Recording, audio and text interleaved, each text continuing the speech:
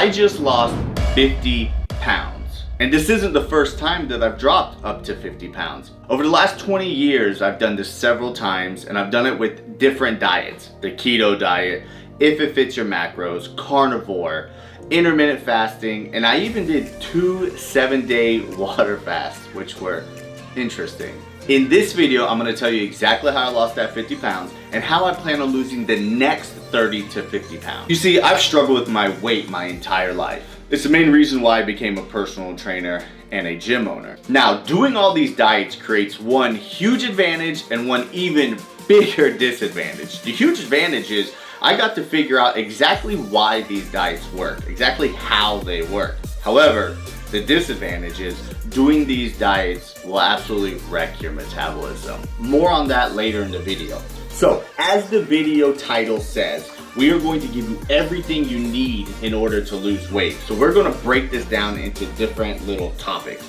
Now you can see next to each topic there is a timestamp, and if you want to, you can skip ahead to a topic that you're interested in. However, I recommend just sitting still and watching this whole video. We are going to go over everything. I'm gonna do it as quickly as I possibly can, but still giving you enough description to where you're able to apply these things today and start losing weight today. First up, we got these extreme diets. If it fits your macros, the ketos, the carnivores. And why do these diets work? And it's simple, it's because of the calorie deficit. A lot of these people who promote these diets, like carnivore and stuff, they tend to say that there's some special little magic to it. And the truth is, it's a calorie deficit. Keto, you're taking out pretty much all your carbs. That is a majority of your calories. The reason why you're losing weight is because you're dropping calories. If you eat the same amount of calories of different foods, yes, you'll look and feel different. However, you will lose weight. That's important. Looking and feeling different can also help you lose weight. So I'm not saying one is better than the other. But the point is, and the facts are, the reason that these diets work is because they put you in a caloric deficit. Now, which one will be best for you depends on our next topic. And one of the most important things is adherence. When it comes to success rate, the number one factor is adherence. What are you actually going to stick to? Are you actually going to water fast? Are you actually going to eat nothing but fat for the rest of your life? It depends on what you're actually going to do. I can give you the most perfect diet and workout routine. However, if it's not going to stick, if you're not going to do it, then it's pure crap, right? So adherence is the most important thing. So we need to figure out, what are you actually going to do? Same thing with cardio. I get the question almost every time I have an appointment with a new client. What's the best cardio? What's the best cardio? It depends. What are you going to do? For me, if the best cardio in the world was a stair climber, guess what? I would never do cardio. I don't like the stair climber. It hurts my knees, my hips. It's terrible. I just don't enjoy it. I would never do it. I enjoy intervals, incline walking on the treadmill, sled, stuff like that. So that's the type of cardio that I do.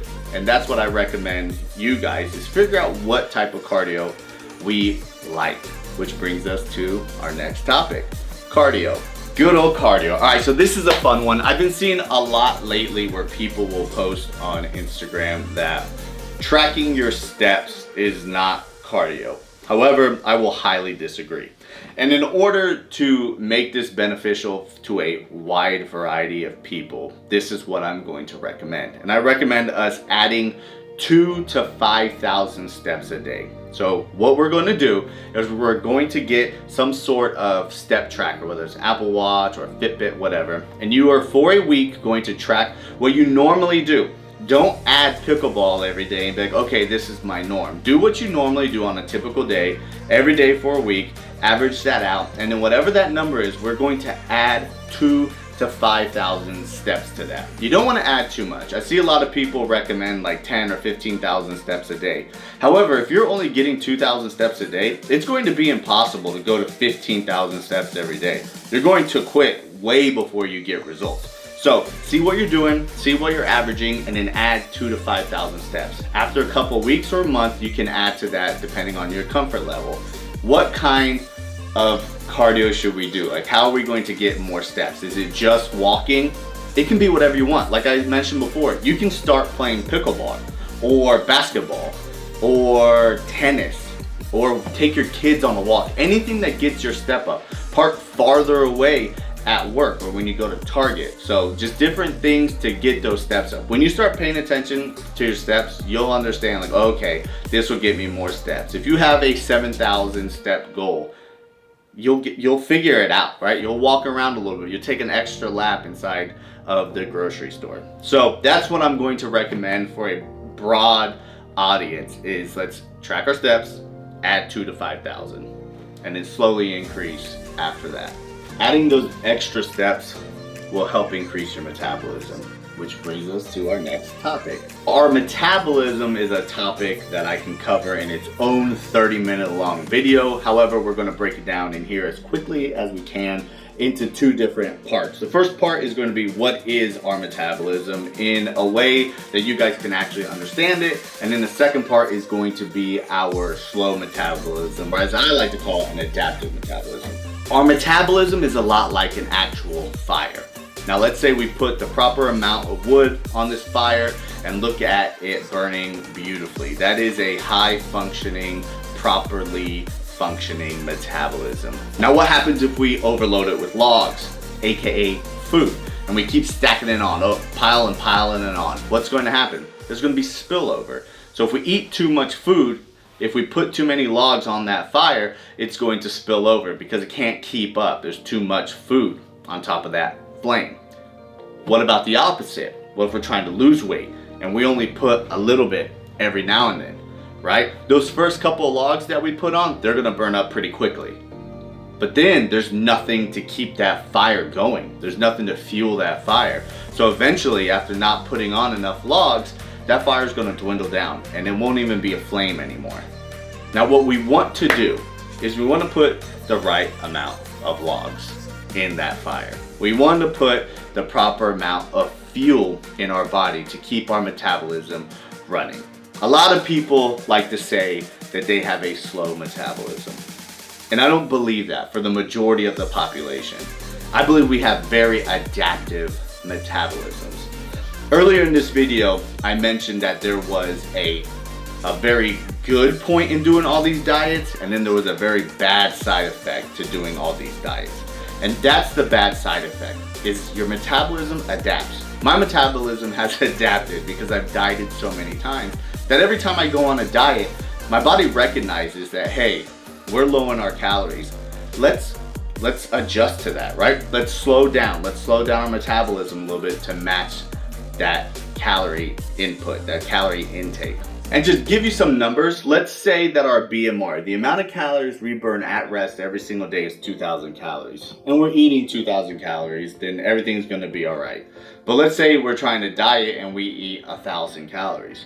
At first, we're gonna lose a good amount of weight. However, our body is going to recognize that we are super low in calories and it'll start lowering. So after a couple months where our BMR was 2,000, now it's 1,800. Another month goes by, 1,700. And after 6 months, guess where our BMR is? Now it's at 1,300. So where we used to lose 2 pounds a week eating only 1,000 calories, now we're not losing any more weight. And it's because our metabolism has caught up. That brings us to our next topic, nutrition. So what did I do to lose 50 pounds? What am I going to do to lose the next 50 pounds? And what should you do?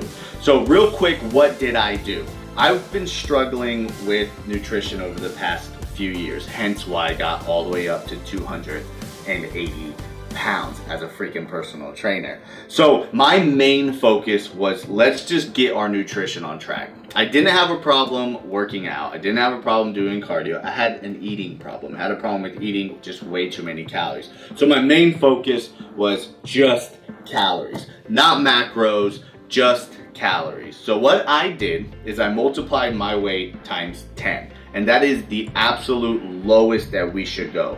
Remember when we were talking about the adaptive metabolism? When you start to go under your body weight times 10 is when that metabolism starts to mess around a little bit. So we don't want to go below 10, but that was the lowest that I could go, so that's what I did. So at 280, 2800, 270, 2700, all the way down, and this worked flawlessly all the way down until I hit 233.6 pounds. And then I stalled, and I stalled for 2 months. I was at 233.6. So clearly that wasn't working anymore. I even dropped my calories low. I dropped my calories as low as 1,500, and guess what? Nothing. I'm sure a lot of you guys watching this have been through this before, where you've lost a bunch of weight, stopped, and you dropped your calories even lower. That's where I was. I was desperate to keep losing weight, and even though I know better, I didn't do better. I was exhausted. Nothing was going good with that. So what did I do instead? How did I start losing weight again? How am I going to continue to lose weight? And what should you guys do? All right, so we got our body weight times 10. That's the lowest our calories should be. So for me, that's 2,300 calories. Then I'm going to multiply my body weight times 13. And 230 times 13 is 2,990. So let's say 3,000 calories. So every day I'm going to eat in between 2,300 and 3,000 calories. Now I know that that is quite a large gap. However, every day is going to be a little bit different for me, right? Some days I'm a lot more active than the other days. On those days, I'm going to eat just a little bit more calories because I'm going to need them. This 10 and 13 rule is going to apply to the majority of the population. If you are a 400-pound female, then you probably don't want to eat 4,000 calories a day as your low end, right? But that, again, that's an outlier. That's an exception. For the majority of us, right? If we're not 400 pounds, that 10 and 13 rule is going to be very, very good. Macros. What should our macros be? So we'll start with protein because that's arguably the most important. And it's very simple. You should eat in grams what you want to weigh. So if you want to weigh 120 pounds, you should eat 120 grams of protein. If you want to weigh 200, because that's what I want to get to is 200 pounds, is I'm eating 200 grams of protein. So let's talk about fats and carbs now. And interestingly enough, as long as your protein and your calories are met, your fats and carbs don't really matter. They can fluctuate and you can have different percentages of each.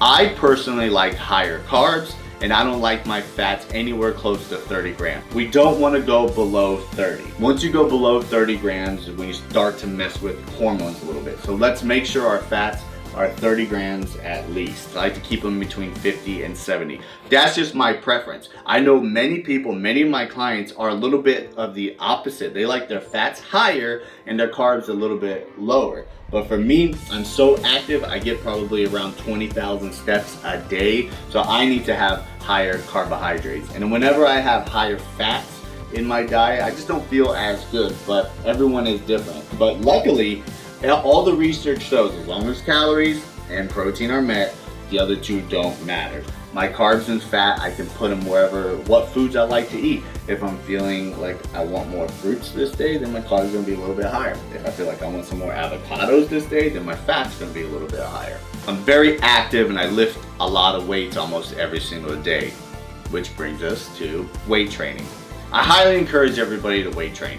At least 3 days a week, at least 40 minutes. If you absolutely hate lifting weights, let's try and figure out a program that works for you. If you don't know what you're doing, if you are confused with how lifting weights, how to split up your workouts, drop a comment down below and I'll make a video on that. But I highly encourage that we start to lift weights. You have no idea the shift that our body will make once we start to burn some fat and put on muscle. Our body composition, the way we look, the way we feel is going to be tremendously better. So try your best to get in the gym. If you don't feel comfortable in the gym, at least for a little bit, do at-home bodyweight workouts until you feel a little bit more comfortable, then start lifting some weights. Or build a garage gym if you want to. The last topic is going to be mindset. You can watch all the David Goggins motivational videos you want. You can listen to The Rock scream, "Focus," as much as you want. But until you look in the mirror and that button gets pushed, that flip gets switched, you're not gonna do it. This might be an exaggerated example, but alcoholics, drug addicts, they don't start to get better until they've had enough, till they decide. I couldn't get in shape the last few years, even though I have a really good amount of knowledge, a whole gym, because until that flip switched, until I was standing on my scale and it said 280 pounds. Damn!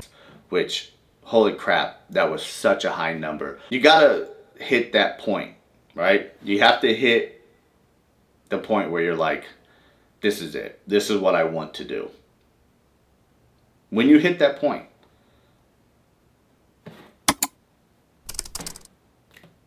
click on the video, comment down below, watch these videos.